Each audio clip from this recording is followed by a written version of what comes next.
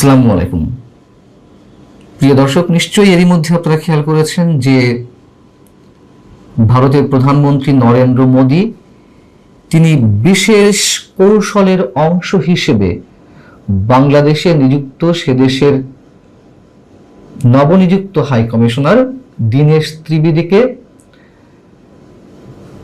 Cabinet মন্ত্রীর পদমর্যাদা দিয়েছেন এবং বৃহস্পতিবারই তিনি আমাদের রাষ্ট্রপতির কাছে আনুষ্ঠানিকভাবে পরিচয়পত্র পেশ করলেন। যেদিন তিনি এই কাজটি করলেন সেদিনই তিনি বিশেষ একটি ঘোষণা দিলেন। তার মাধ্যমে ঘোষণাটা এলো যে বাংলাদেশিদের জন্য ডক্টর ইউনূস সরকারের শুরু থেকেই এ পর্যন্ত প্রায় 2 বছর ধরে ভারতের যে ট্যুরিস্ট ভিসা প্রায় বন্ধ করে রাখা হয়েছিল বা সীমিত পরিসরে দেয়া হচ্ছিল, সেটি এখন ওপেন করে দেওয়া হয়েছে এবং এই ধরনের একটা চমক সৃষ্টির মাধ্যমে, নানান দিক থেকে চমক সৃষ্টির মাধ্যমে দীনেশ ত্রিবেদী তার মিশন শুরু করলেন বাংলাদেশে।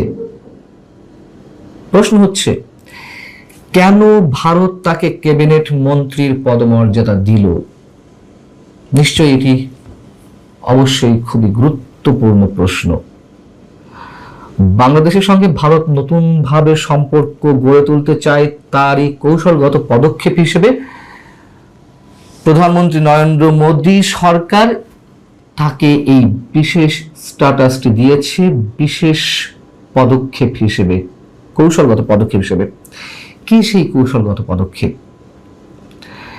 এমনিতেই দীনেশ ত্রিবেদী একজন বর্ষীয়ান রাজনীতিবিদ, ভারতের পশ্চিমবঙ্গের। তিনি ভারত সরকারের কেন্দ্রীয় মন্ত্রিত্বের দায়িত্ব পালন করেছেন দুইবারের জন্য। প্রভাবশালী রাজনীতিবিদ। তাকে হাই কমিশনার হিসেবে বাংলাদেশে নিযুক্ত করা হলো এবং কূটনৈতিক কর্মধারায় নিঃসন্দেহে এটি একটি সূক্ষ্ম গুরুত্বপূর্ণ পরিবর্তনের ইঙ্গিত। এটি অনেক আগে থেকেই বলে আসা হচ্ছে, যখন কিনা দীনেশ ত্রিবেদীর নাম গুঞ্জন আকারে শোনা যাচ্ছিল। এবং পেশাদার জ্যেষ্ঠ কূটনীতিবিদকে রাষ্ট্রপতির দায়িত্ব দেওয়ার যে দীর্ঘদিনের প্রথা ভারতের, সেটি ভেঙে ভারত এটি বোঝাতে চাইছে যে বাংলাদেশের সঙ্গে সম্পর্কের ক্ষেত্রে নিছক আমলাতান্ত্রিক দক্ষতা আর যথেষ্ট নয়। প্রকাশ্য রাজনৈতিক মিথস্ক্রিয়াও এক্ষেত্রে প্রয়োজন রয়েছে। দীনেশ ত্রিবেদীকে যেই মন্ত্রী পদমর্যাদা দেওয়া হয়েছে, যদিও এই মর্যাদা কেবল আনুষ্ঠানিক এবং প্রোটোকল সংক্রান্ত, এবং মূল যে কারণগুলো তাকে এই বিশেষ সম্মানে ভূষিত করার, তা হচ্ছে, প্রথমে যদি বলতে হয়, যেহেতু এমন মর্যাদা ভারতের জন্য বিরল ঘটনা, সেদিক থেকে এটি বাংলাদেশের জন্য একটি বিশেষ কূটনৈতিক বার্তা এবং দীনেশ ত্রিবেদী ভারতের প্রধানমন্ত্রীর খুবই আস্থাভাজন এবং সরকারের একজন বিশ্বস্ত দূত বা প্রতিনিধি, সেটি ভারত স্পষ্ট করতে চাইছে। দ্বিতীয়ত হচ্ছে, স্বাভাবিকভাবে যদি মর্যাদা কথা বলি, আগে বলেছে কোনো রাষ্ট্রীয় এবং আনুষ্ঠানিক অনুষ্ঠানে তিনি যেন ভারতের পূর্ণ মন্ত্রী সমমর্যাদার প্রোটোকল এবং সুবিধা পান, সেই বিষয়টি নিশ্চিত করা। অর্থাৎ বাংলাদেশে নিযুক্ত অন্যান্য যে রাষ্ট্রদূত রয়েছেন বা হাই কমিশনার রয়েছেন, তাদের দিক থেকে নিঃসন্দেহে দীনেশ ত্রিবেদীর মর্যাদাটা হবে অবশ্যই অনেক বেশি উচ্চ মাত্রায়। তৃতীয়ত, তার অভিজ্ঞতার মূল্যায়নের প্রতিফলন ঘটানো হয়েছে। এর মধ্য দিয়ে দীর্ঘ রাজনৈতিক অভিজ্ঞতাকে কাজে লাগানো এবং তাকে শীর্ষ রাজনৈতিক নেতাদের সাথে আলোচনার ক্ষেত্রে উচ্চতর আসন দেওয়া। আমরা যদিও দেখি বাংলাদেশে যারা রাষ্ট্রদূত হয়ে আসেন বা বিভিন্ন রাষ্ট্রের পক্ষ থেকে হাই কমিশনার হিসেবে এখানে কাজ করেন, তাদের প্রায় সবাই যখন তখন আমাদের মন্ত্রীদের সাথে দেখা করছেন, সাক্ষাৎ করছেন, দলীয় প্রধানদের সঙ্গে সাক্ষাৎ করছেন, কিন্তু এগুলো সহজে হওয়ার কথা নয়। তার একটি অতি সাম্প্রতিক একটি দৃষ্টান্ত আমি আপনাদের জানাবো, যদি আপনারা সে বিষয়ে জানেন। যে হোক, দীনেশ ত্রিবেদীর ক্ষেত্রে যাতে কোনো ধরনের বিতর্ক না ওঠে, এবং তিনি যাতে বাংলাদেশের বিভিন্ন পর্যায়ে দলীয় প্রধান বা আমাদের সরকারের শীর্ষ নীতি নির্ধারণী পর্যায়ে রয়েছেন, মন্ত্রী পরিষদে যারা অন্যরকম একটি অবস্থান রয়েছেন, তাদের যে কারোর সাথে খুব সহজেই দেখা সাক্ষাৎ করতে পারেন, যে কোনো বিষয়ে আলোচনা করতে পারেন, তার একটি মেসেজ দেওয়া। যেটি বলছিলাম যে সাম্প্রতিক সময় একটি দৃষ্টান্ত, সেটি হচ্ছে যে আপনারা জানেন যে নেপালের নবনিযুক্ত প্রধানমন্ত্রী বালেন শাহ, তার সঙ্গে ভারতের পররাষ্ট্র সচিব বিক্রম মিশ্রি যখন নেপাল সফরের সময় তার সাক্ষাৎ চাইলেন, দেখা করতে চাইলেন, তিনি স্রেফ জানিয়ে দিলেন যে দেখা করবেন না।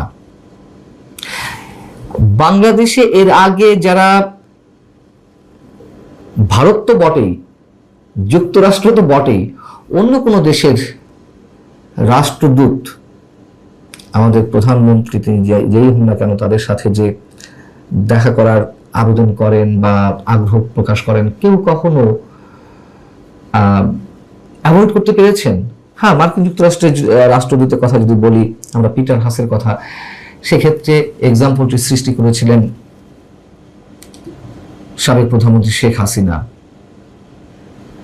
2024-এর দিকে তার যখন বিদায় ঘণ্টা বেজে উঠলো, মানে তার কর্মকাল শেষ হয়ে এলো, পিটার হাস দেখা করতে চাইলেন প্রধানমন্ত্রী শেখ হাসিনার সঙ্গে। আমি পিটার হাসের মেয়াদার কথা বলছি, কিন্তু শেখ হাসিনা কিছুতেই তাকে সময় দিলেন না।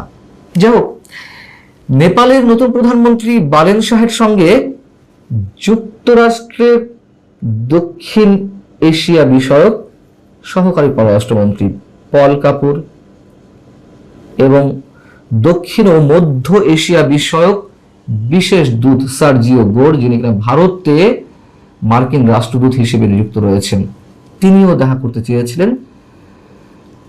বালেন শাহ কিন্তু এক বাক্যে বলে দিয়েছেন, না, আমি দেখা করব না। কেন?